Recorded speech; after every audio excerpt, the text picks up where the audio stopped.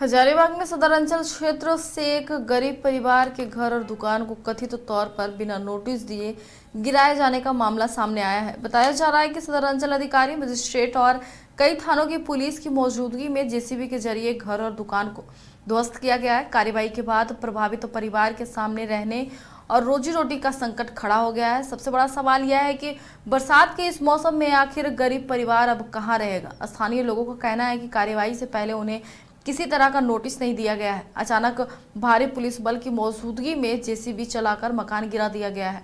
मौके पर मौजूद लोगों में कार्रवाई को लेकर नाराजगी जरूर दिखी, लेकिन भारी पुलिस बल के कारण लोग खुलकर विरोध नहीं कर सके और सिर्फ अफसोस जताते नजर आए।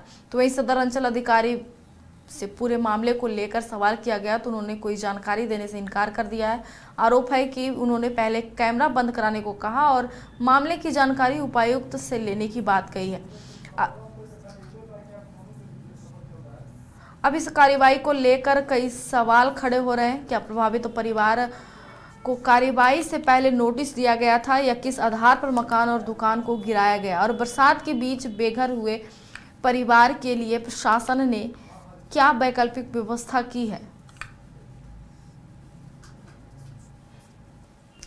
हजारीबाग में सदर अंचल क्षेत्र से एक गरीब परिवार के घर और दुकान को कथित तौर पर बिना नोटिस दिए गिराए जाने का मामला सामने आया है। बताया जा रहा है कि सदर अंचल अधिकारी, मजिस्ट्रेट और कई थानों की पुलिस की मौजूदगी में जेसीबी के जरिए घर और दुकान को ध्वस्त किया गया है। कार्रवाई के बाद प्रभावित परिवार के सामने रहने और रोजी रोटी का संकट खड़ा हो गया है। सबसे बड़ा सवाल यह है कि बरसात के इस मौसम में आखिर गरीब परिवार अब कहां रहेगा। स्थानीय लोगों का कहना है कि कार्रवाई से पहले उन्हें किसी तरह का नोटिस नहीं दिया गया है। अचानक भारी पुलिस बल की मौजूदगी में जेसीबी चलाकर मकान गिरा दिया गया है।